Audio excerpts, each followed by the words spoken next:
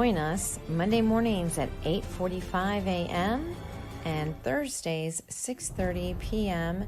Central Daylight Time. See you then.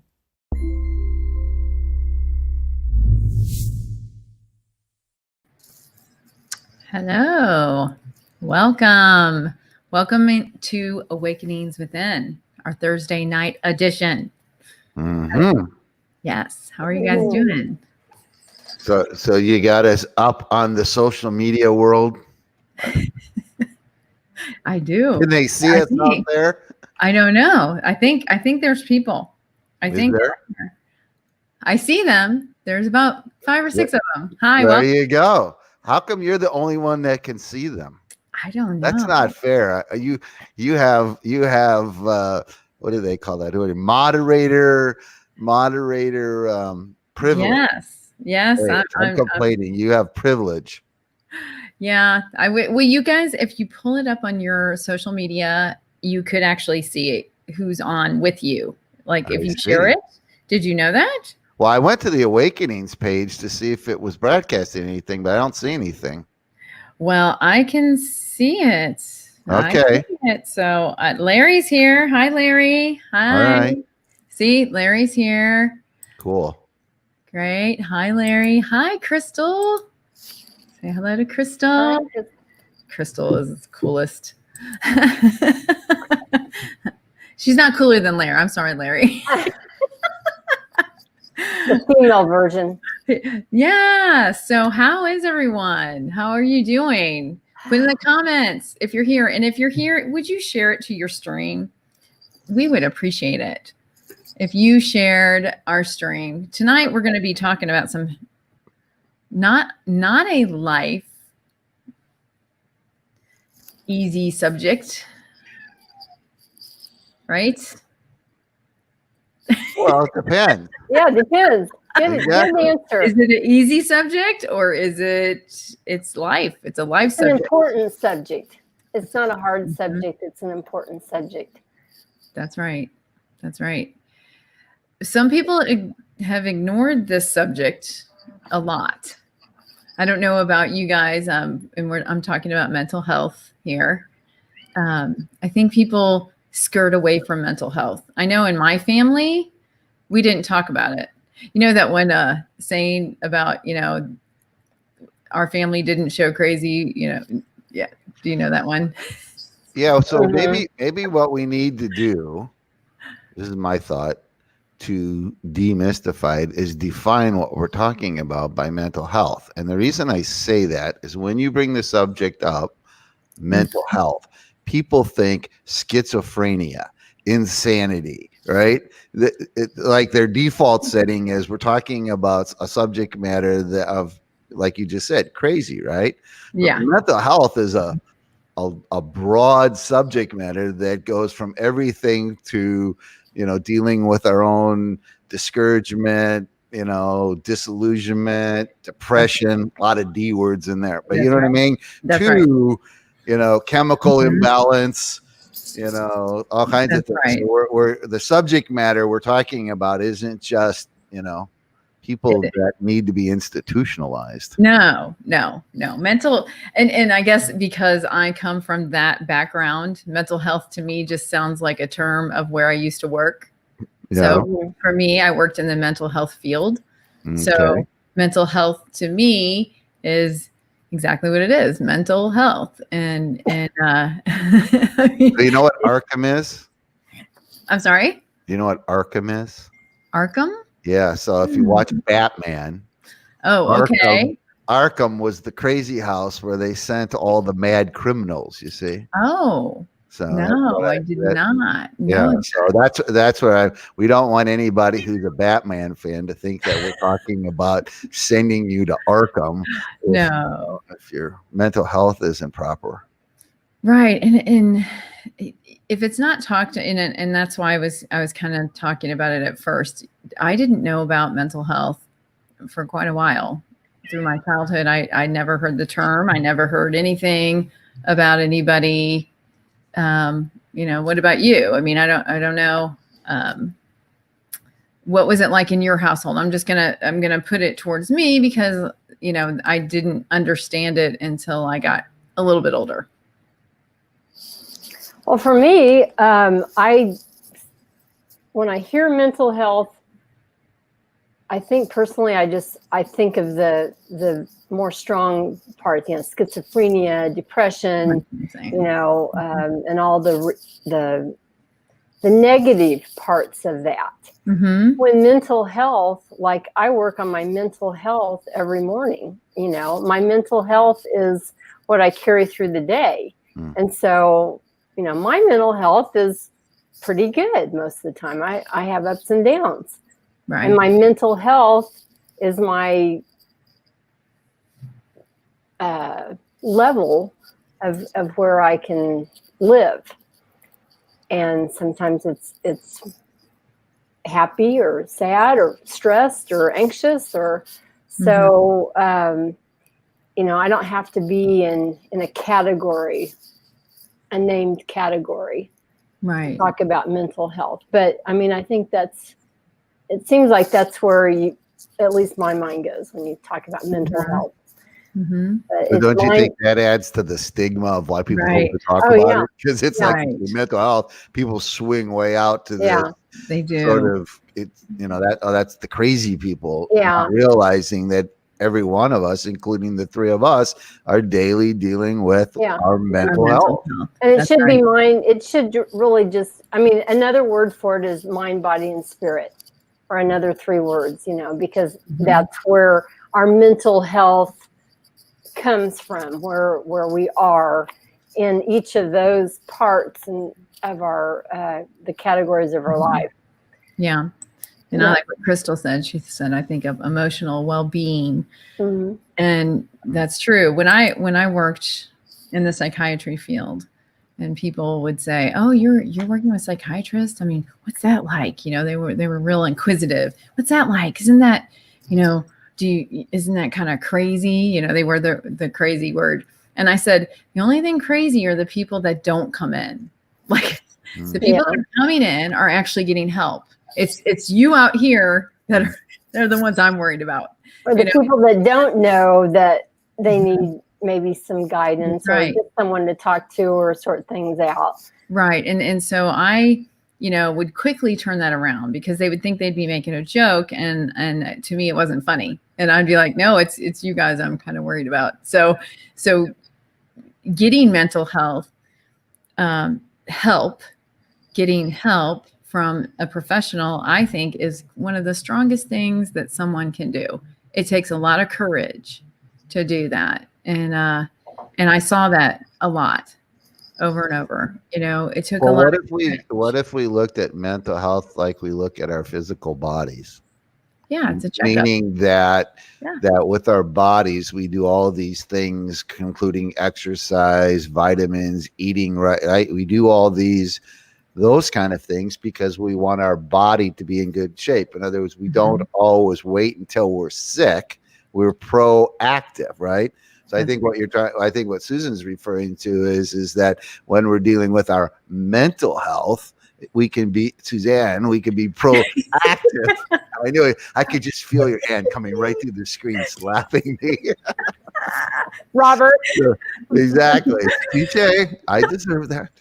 So it's what's bad is once you get something stuck in your head, and I have to work twice as hard to get it out. So I'll be working on the right name pronunciation. But you see what I'm getting at? So there's no stigma in talking about mental health if we're talking about it in the same way that we're talking about physical health. There's a proactiveness in our approach to it. So we're not just dealing with it because we have a problem. We're also dealing with it because we're trying to prevent a problem.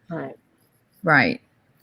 And people sometimes don't, I think sometimes people don't understand that they're even in crisis though. I think in their mental state, they don't even know until they get there.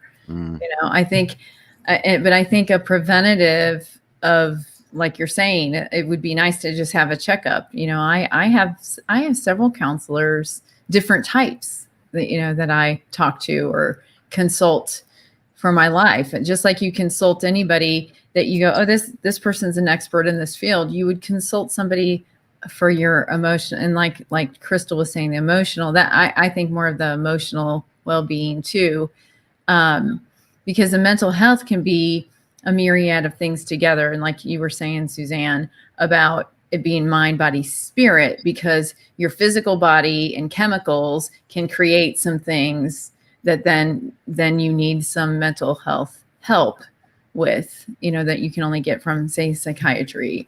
So taking that stigma out is just so important. And people, at this time, we wanted to talk about this, Bob, right? Because at this time, we're seeing so many people in crisis. And so what would you like to focus on? Well, I think what I would, when we were talking earlier this week, one of the things that, just put things into context that I'm seeing and hearing in my conversations was that when this pandemic thing hit in March, because people really didn't know what we were dealing with, most of the quote experts, the people we tend to default to when we're confused, had all, well, by and large, we're predicting this was a short-term thing. A lot of statements were made how when the weather got warm, everything was going to disappear. For some people within the religious community, there's a lot of people claiming God showed him this and that and everything else. And so here we are now, it's August, right? And we're still dealing with this. Yeah. Right. So I know from my experiences with people that probably one of the most painful and difficult things to deal with is unfulfilled expectations. Right. It's what happens when our relationships fall apart. We had an expectation of something happening. It doesn't happen. And then suddenly we have this crisis moment. And that's what I'm feeling right now. And talking with people, like listening to them, there's just all kinds of disorientation, right, disillusionment, right, discouragement, and in some really extreme cases, severe depression. Yeah. Yeah. And it's because it doesn't have an end date. Like you're saying, the unfulfilled expectation, it doesn't even have a deadline. We're used to dealing with timetables and we had to shift all of that. Suzanne, remember we were talking about that early on in the show. And that's why we started to come on, is to help people to cope with the chaos of it. Well, now that the chaos sort of has settled down a little bit, not really. It's still we just got used to it. Thing.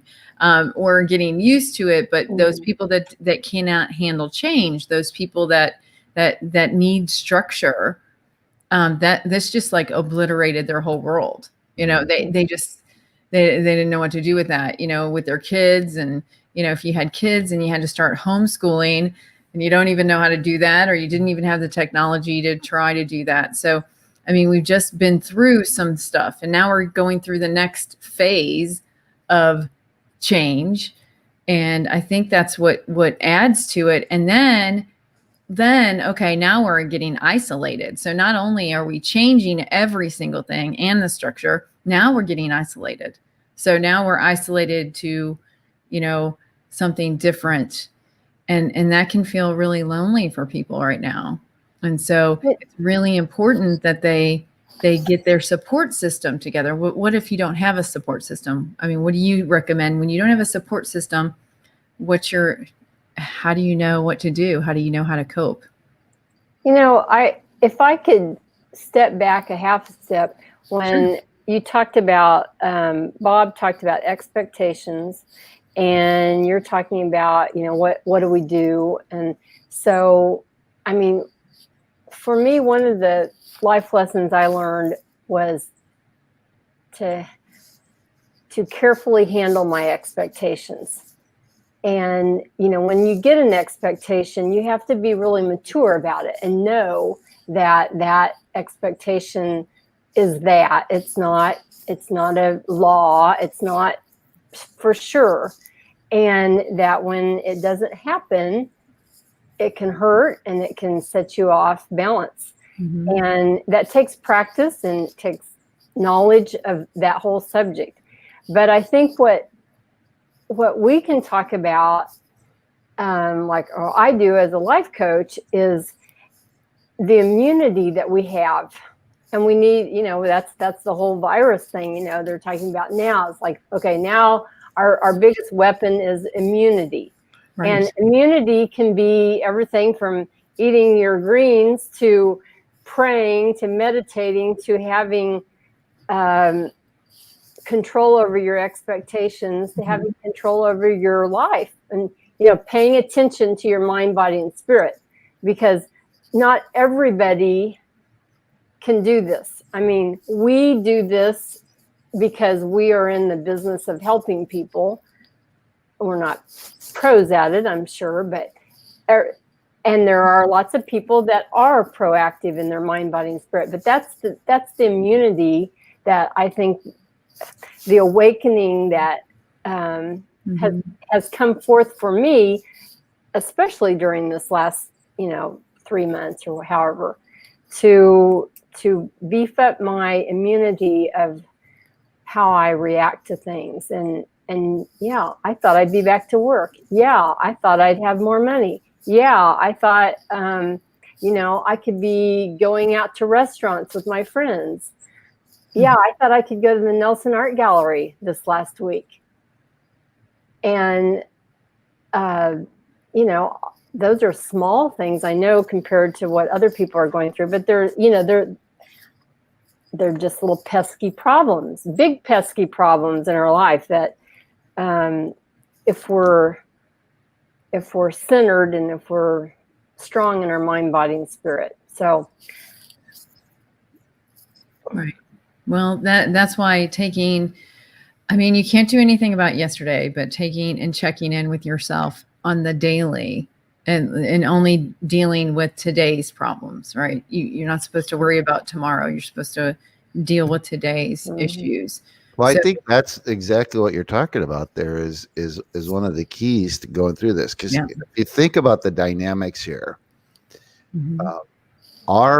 as humans, our most powerful instinct is survival, right?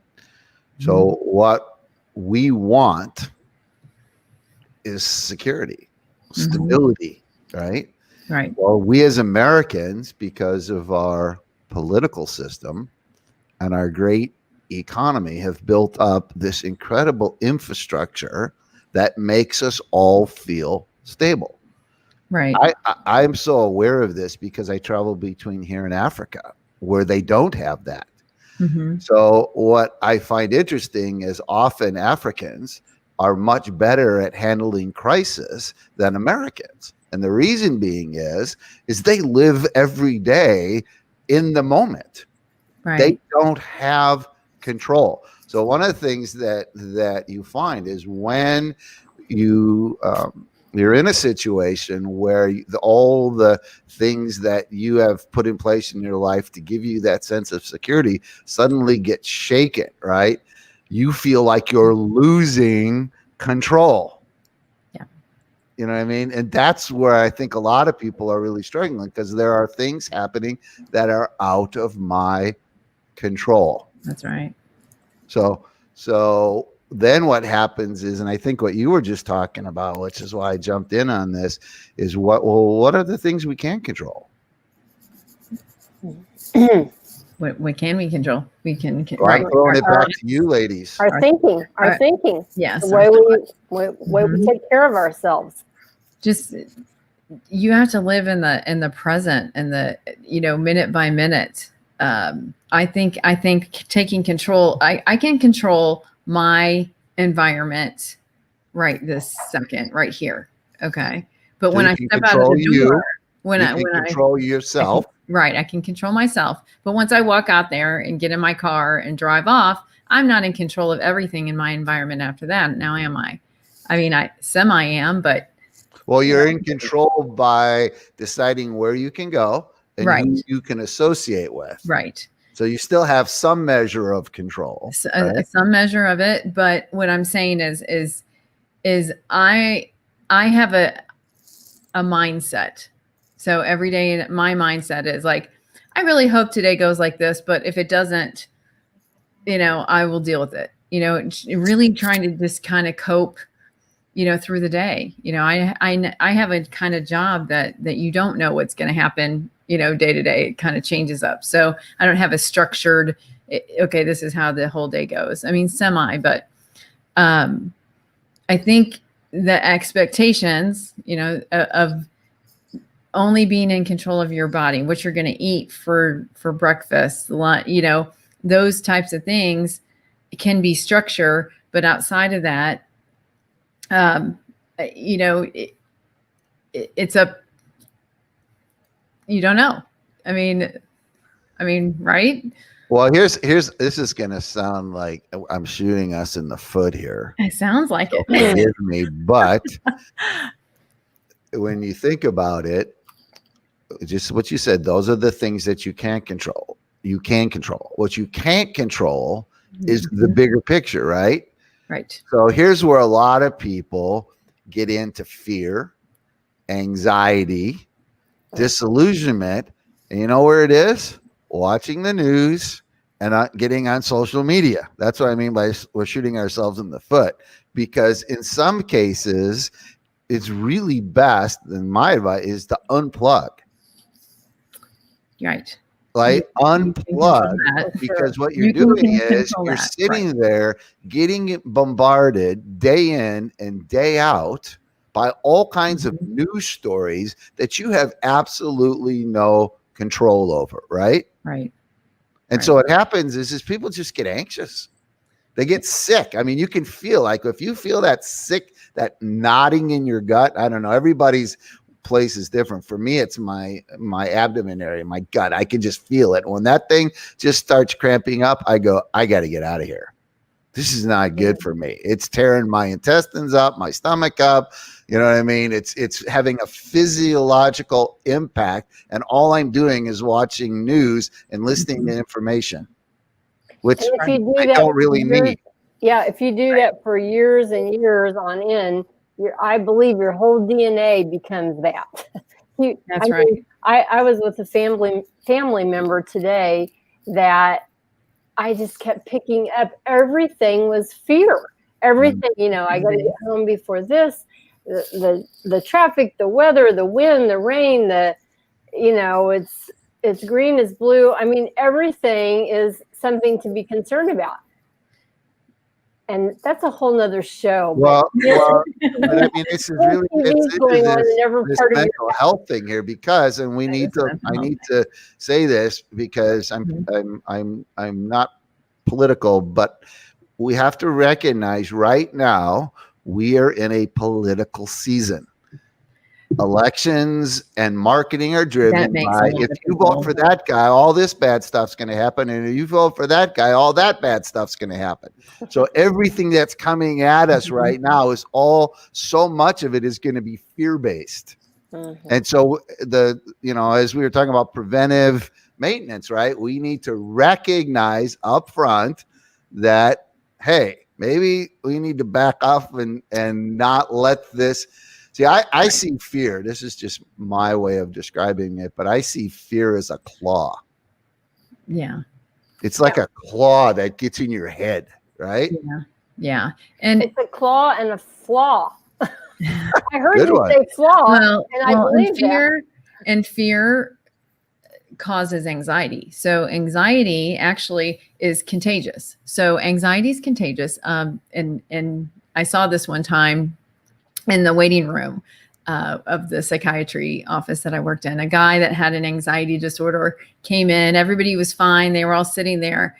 He was there for about 10 minutes. And by the end, they were all like, I mean, it's actually contagious. So, and when the doctor came out and we were talking to him, we're like, and he said, yes, it's contagious. Anxiety, other people can feel that anxiety in a person, and it agitates whatever it is in them, and it triggers them. So that's where that fear comes in, then anxiety comes in, and then you're spreading it to everyone. you know, So and like are you you were talking about, suggesting that we take control over our social interactions and choose wisely the people we have in our life at the moment?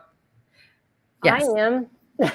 Yes, you know, I was talking to a friend and he talks about the power of the five, like the five people that you're around the most or who are your influences. Mhm. So the power of the five people that you're around the most, you know, and say, you know, out of those five, there's three that have anxiety disorders. Well, Yeah.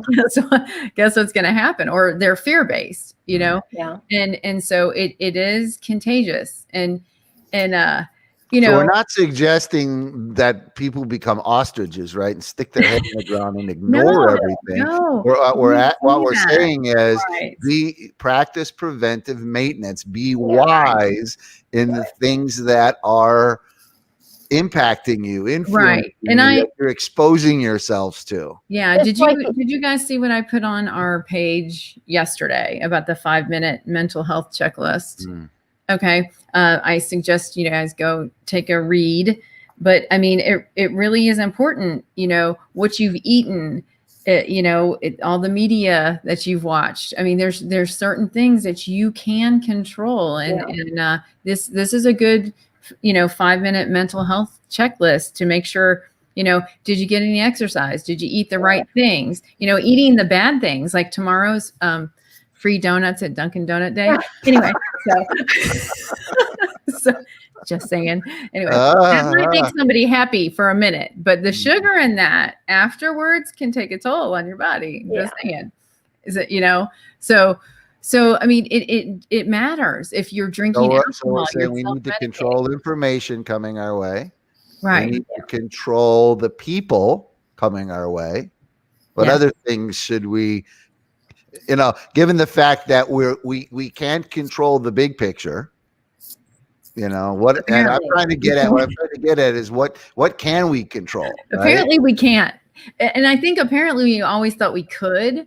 And I think this is what's shaken that up. I think this COVID has really shook people to the core about that, going, wow, my future, I can't even go on vacation where I had planned. I can't even visit the house I pay for in whatever island, whatever, you know, I mean, this is shaking that whole thing up. Well, that's the expectations. Yeah. That, I mean, and so what do you do with that? I mean, you can't control that. And so what you can't control is what comes, what you allow with your boundaries, what you allow in your body, your physical health, you know, what you eat, how you exercise, and the things that you read, the things that you think, that controls you the most, correct? Oh, for most definitely. I mean, you know, waking up with a mindset, you know, like you do, Suzanne, that gratitude. I was telling her that, you know, the gratitude is huge, is being grateful, even though we're in this chaos. Yeah. We need to still that practice is about the most simple practice, and it has been the most transforming, because just everything from just stopping to the discipline of thinking, okay, no, I've got to stop, and I have to send my 3 gratitudes to my friend via text. And you know, I try to up it every day. It's like, I'm not going to say I'm grateful for my dog or, you know, my orange juice or something. But those are perfectly things, you know, perfectly fine things to be grateful for. But it makes you just keep diving deeper and deeper. Like, what are we grateful for? And some days are deep and some days they're not. But yeah, I love the thought that we can control what's going on, and even worldwide or globally. I mean, I'm a visionary. I am in the rose tinted glasses factory here.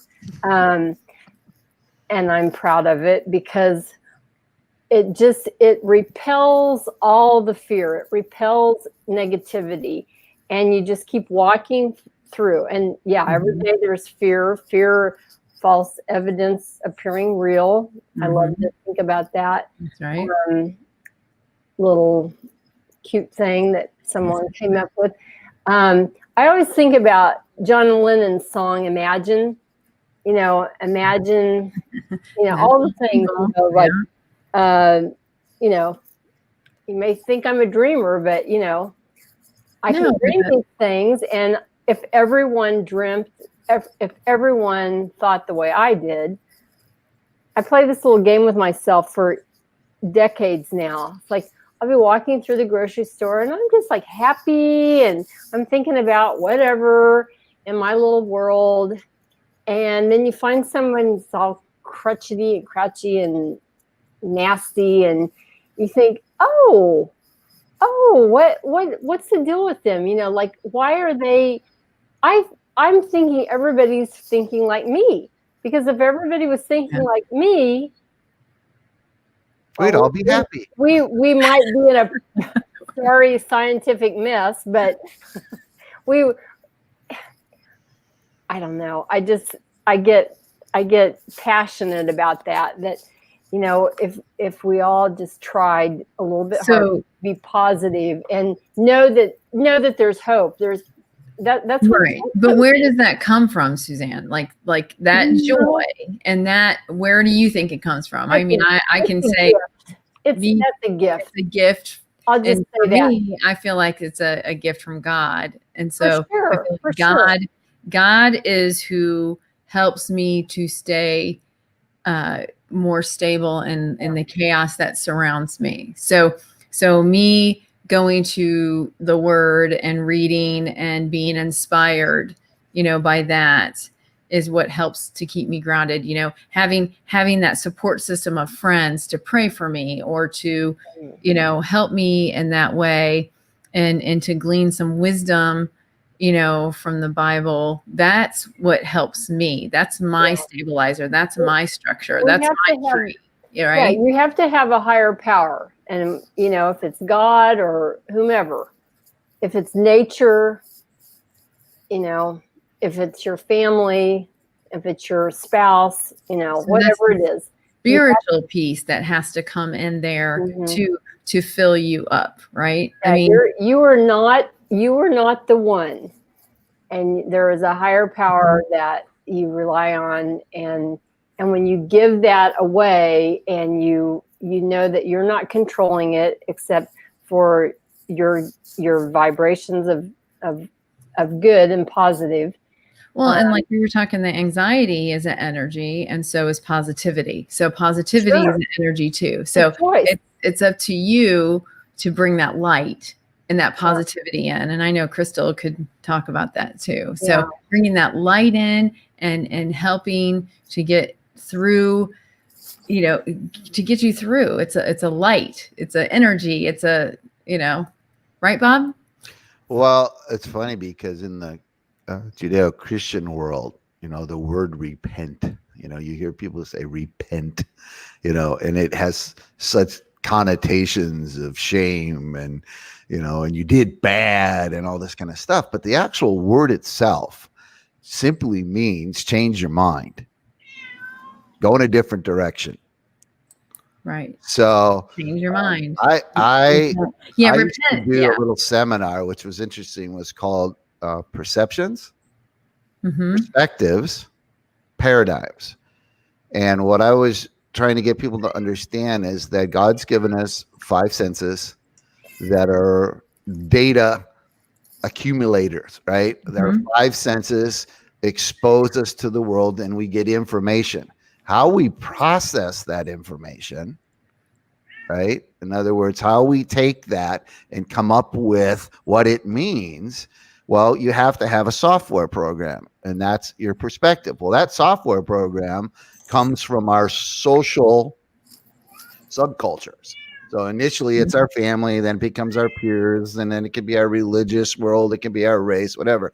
And it takes all that. So I'll give you, so a lot of times the key to things is just simply shifting perspectives. So here's a shift on perspectives. I'll give you an example. Disillusionment. If you say disillusionment, it's got a negative connotation because there's pain, That's behind it. disappointment, Mhm. sadness, all these Right. things associated with it, right? So the word by default sort of is negative, except for what is disillusionment? Disillusionment is actually the realization that what you thought was true isn't true anymore, Right. or never was, right? Right. So The you reality. actually A reality gained hits you in the something, head. right? You've Yes, actually reality. gained insight, Mhm. you've gained knowledge, you've gained understanding, you've actually gained something. Right. So if you shift your perspective just slightly about disillusioning experiences away from what you lost to what you've gained, You've gained. you have a completely different view, right? Right. So sometimes what I think one of the ways to deal with the disillusionment of the moment is shifting our perspectives. So one of them I think you just brought up was brilliant, which is gratitude.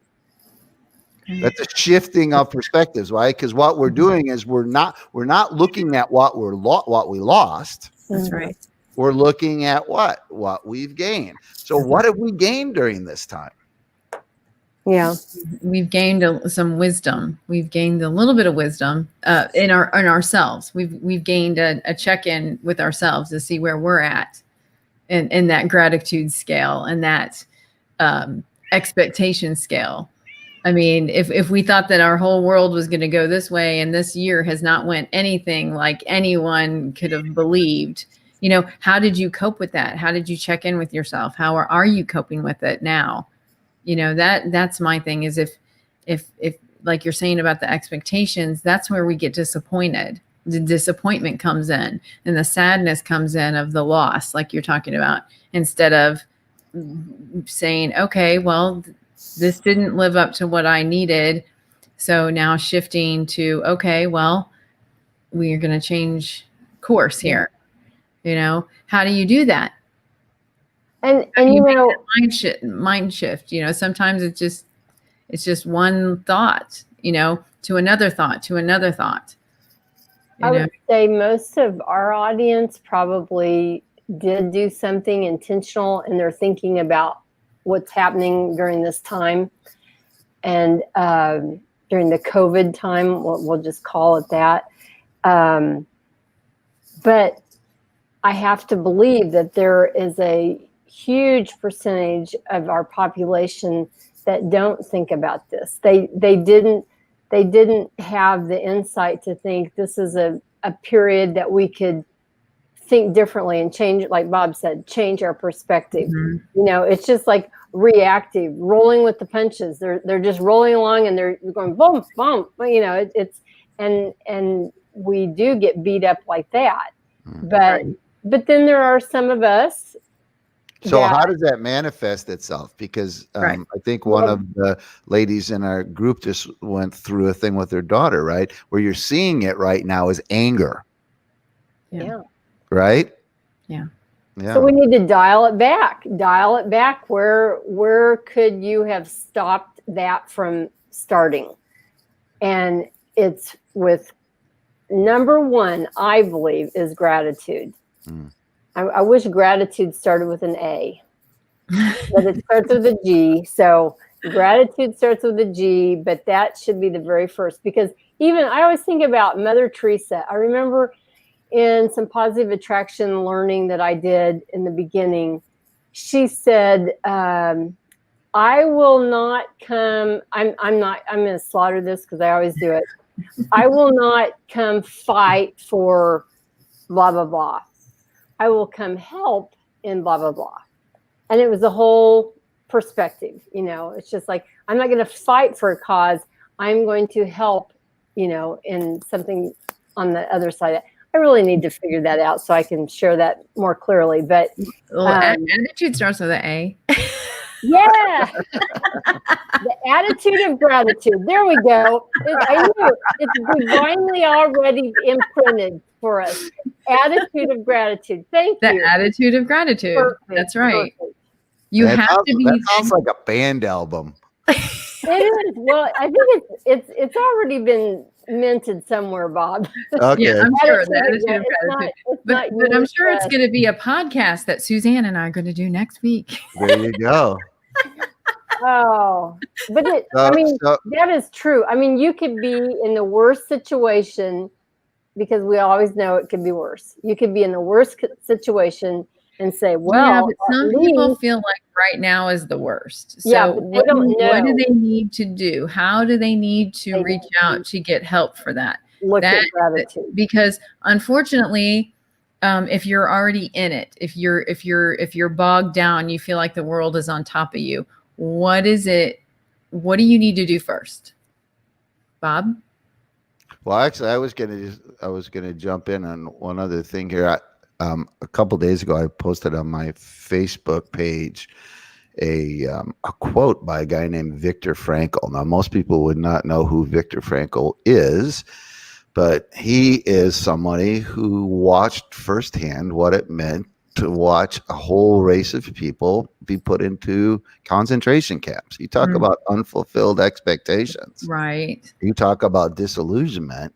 Oh, You wow. talk about absolute. I mean, you're talking about a group of people that suddenly were wealthy and influential being reduced to prison camps and torture chambers and gas chambers and all that, and having to deal with the very basic question: what is the meaning of life? You know what I mean? And he said something interesting. He goes, when we are no longer able to change a situation, Mm-hmm. something he discovered, we are challenged to change ourselves.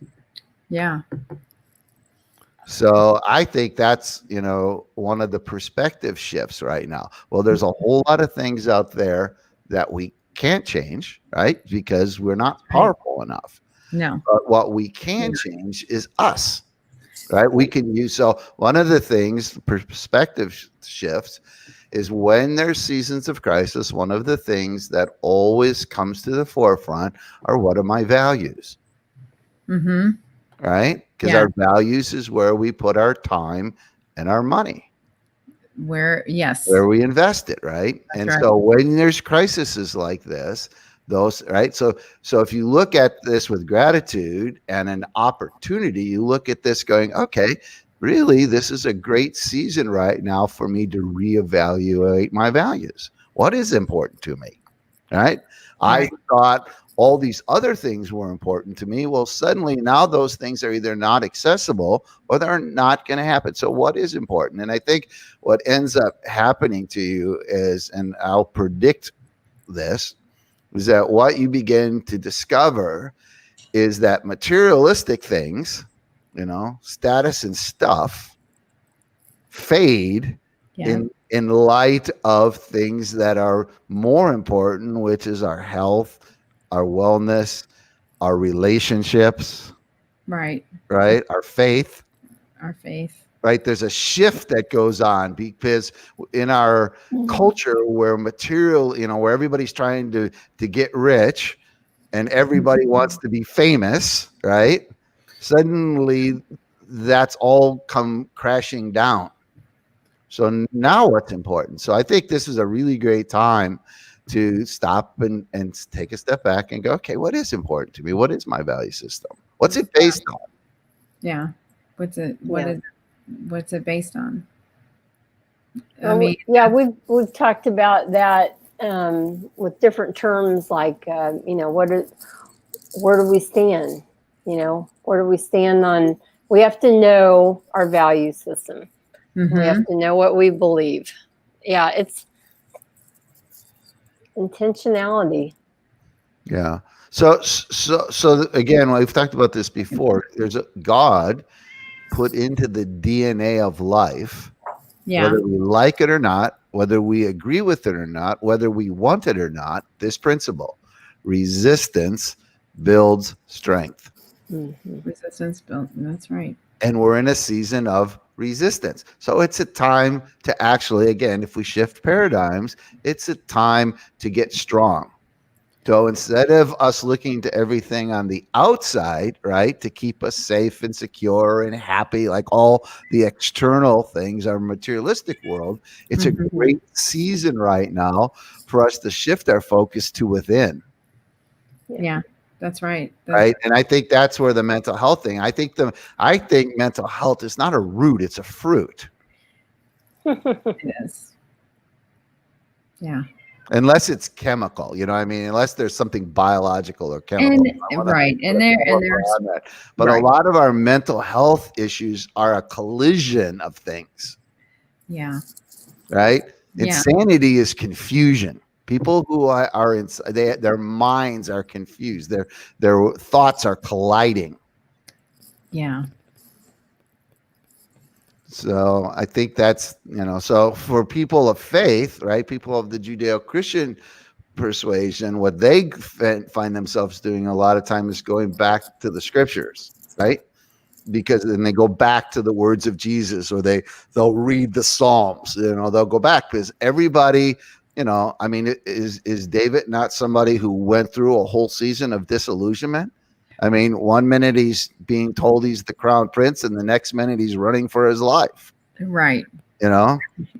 Jeremiah was the one that got mad at God and said, "Hey, you fooled me. You lied to me. You said that I was going to be for the rise and fall of nations, and now everybody hates me."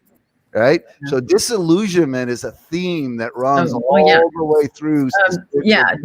Jonah. Hello. Jonah, right. Jonah. So I think for me, from my perspective, I think the Bible is just filled with amazing stories of people who all dealt with disillusionment, all dealt with depression, right, all dealt with disorientation, right?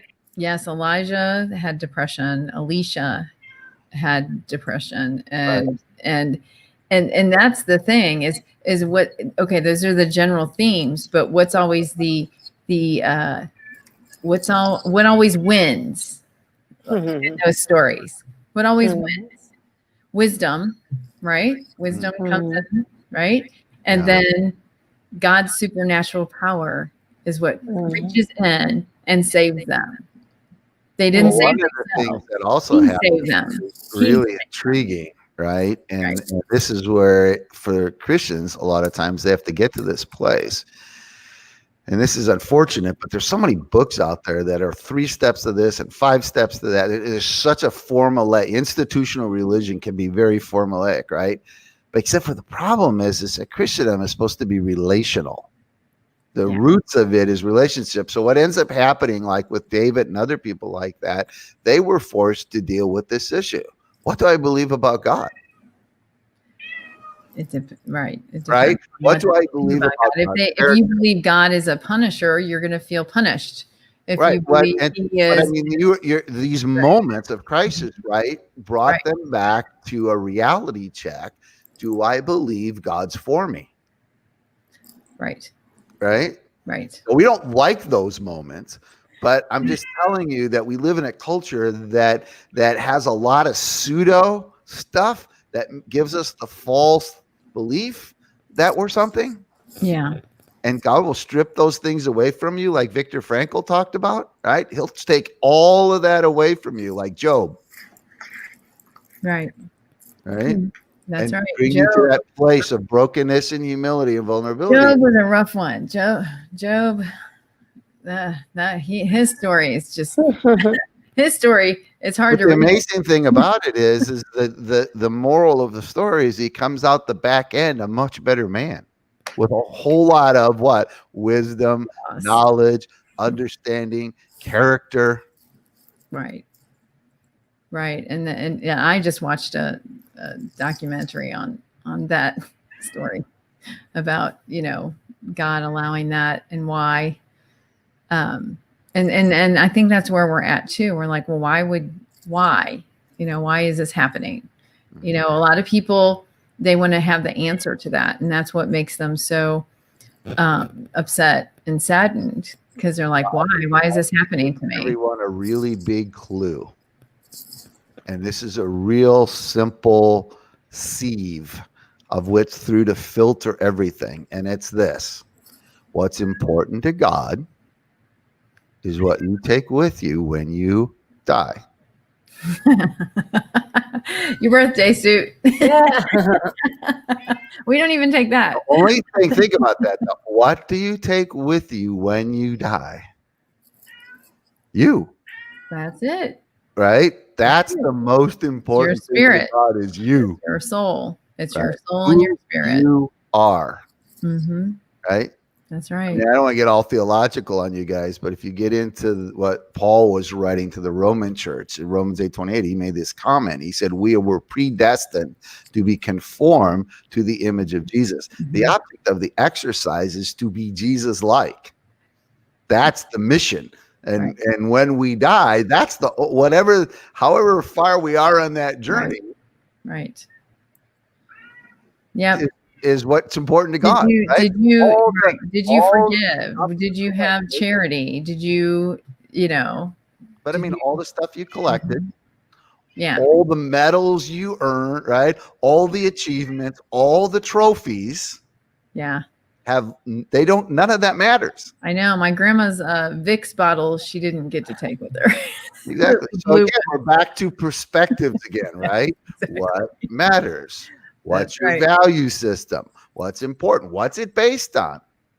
What's it- So a lot of people in our group come from that Judeo-Christian perspective, and it's like, okay, well, what is important then? What is important? But what if they don't know? What if you've had such a dysfunctional life and you're kind of at your wit's end on hope? Where do you start? You go to somebody named Sandy and somebody named Suzanne. Suzanne. Hey guys, I came from a place where I have no clear values. I don't have good perspectives. My life is a mess. Can you guys put me back together again? And I'll tell you what, Yeah, but we first have to take you apart. Yeah. That And here are your resources on Right. how you can get there. yeah. And that is exactly what our purpose is I for think this show, is to give hope, is to give wisdom. And we appreciate, and you too, Bob. What do you mean? Not just us. Yes, but you guys are better at it than I am. You just hit him over the head with some truth. It's okay. Yeah. Truth. Exactly. Slap them around a little bit. I Wake think up. We need to have that truth smackdown. We can't be in a Pollyanna all the time. You do have to have a truth smackdown, because the reality is there are truths in going through hardship. There are truths in going through strongholds that are over you. You have to hear the truth, because if you don't and you keep on saying, "Oh, I'm fine, I'm fine, I'm fine," you're not fine. Right. So you need a truth speaker in your life. I have a little friend group, and I have different people in it.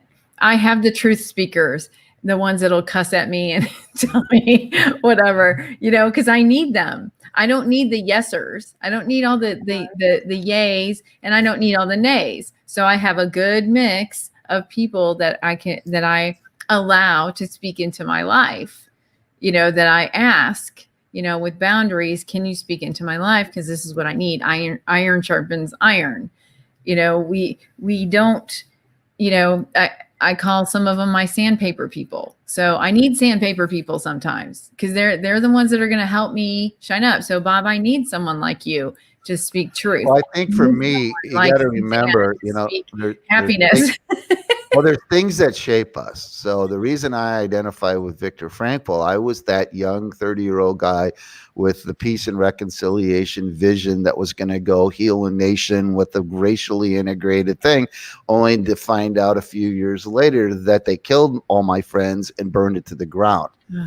Well, there's no, and part of the reason why I identify so intensely with people that have had loss, that have gone through tragedy, and is because I've gone through it myself. I know what it feels like to be utterly confused, completely disoriented, having my whole world upside down, and everything that I thought was good and all my expectations about what was going to happen, not just not happen, violently destroyed, right? Yeah. You know, I have a friend who's, who lost his son, his daughter-in-law, and 3 children in a car wreck when they went to the store on 4th of July to get, some drinks for the party. I Mhm. mean, nobody was expecting that. And so, there's people right now that are dealing with loss of life. I mean, it's stark, right? And for a lot of those people, they can't do fluffy, Yeah. right? They're Right. angry, they're hurting, they're just I mean, it's you have to deal with that. And so sometimes I get a little bit too raw, but that's only because I've lived in that world so often with people that just have such raw gut painful emotions of anger and hatred and just Well, yeah. They're asking Show why. could go on Why? because this whole subject could go on so much more because, I mean, I think everybody's had something horribly raw happen to me. I was in a near fatal car wreck, and how a human spirit comes back from that. I think we have the capability, and that happens to us all the time. Things like this happen. This was unexpected, but it was expected. This what we're in now, and all these other things are unexpected, but they happen. And it's, again, if we went back to the very first lines of this show tonight, it's being prepared, our immunity, our mind, body, and spirit, because we got, where'd you go? Yeah. I've lost you all, but whatever. I'm going to finish my thought. We can see you. God, I believe, has created us to be able to withstand everything, no matter how raw. And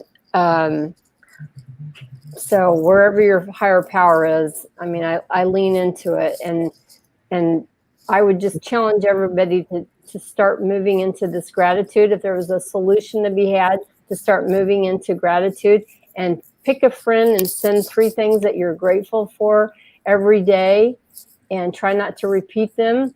It is a wonderful practice, and it's one step to starting to reverse even the most awful things, because like Bob has overcome, and I have overcome, and I know Sandy has too. We moving through in a positive way. And it really does come down to what you dwell on. What are you dwelling on? What are you thinking about? What are you ruminating about? And instead of ruminating over the problem, and I know, Suzanne, you had a thing that you're solution based, and it's like, okay, so what is the solution? So start focusing on what the solution is and not what the problem is. And that takes a lot of it out of there also, just focusing on, okay, this is where I'm at. I can't change this. So where do I go from here? And so, I shared some resources. I can share more resources. If you do need help, please private message us. We have resources out there. Get in touch with your support system, if that be friends, family, counselors. Right now they're doing Zoom call counseling, a lot of that. And to be honest, the counseling world, they actually are more attainable now to get appointments with, because they're doing it through Zoom. There's no drive time. There's no, it's actually become an easier way to do it. And it takes that uncomfortableness away, from the person who's never been to a counselor. You don't actually have to go to their office. You can just call them on a Zoom call from your own comfort of your own home. So it's just so important that you get real with where you're at. So people can message you on the Awakening site. You got right? Yes, and I'd be happy to share resources with you. Okay, cool. I would be happy to let you vent, and then find out what your next step is and where you need to reach out to. So I'm not a mental health professional, but I am a life coach. I can help you reach some goals, but I will definitely refer you to a professional. So psychiatry wise or psychologist wise or licensed counselor, but they're so important right now. And if you're struggling, please reach out to who you need to reach out to. Do not just sit there in your darkness. Don't sit there in your sadness. You don't have to. You know, it might feel like it's a desperate situation and nobody understands, but you'd be surprised at how many people really do understand and have gone through, you know, devastating things like Bob shared and Suzanne shared. And I've had my own list as well. I don't think, you know, we all are humans. We all having a human experience and a spiritual body, right? And so, you know, tapping into that spiritual place does help you to give you some strength and some energy. So reach out there too, you know, reach out to your church if you have one, but just don't do this alone. There's people. We're here.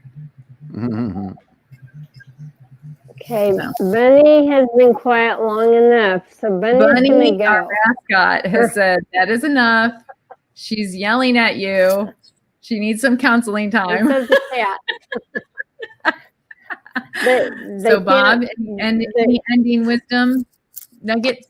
Well, I would like to read a scripture. Yes, please. Okay. Isaiah 61. The Spirit of the Sovereign Lord is upon me, because the Lord has anointed me to preach good news to the poor.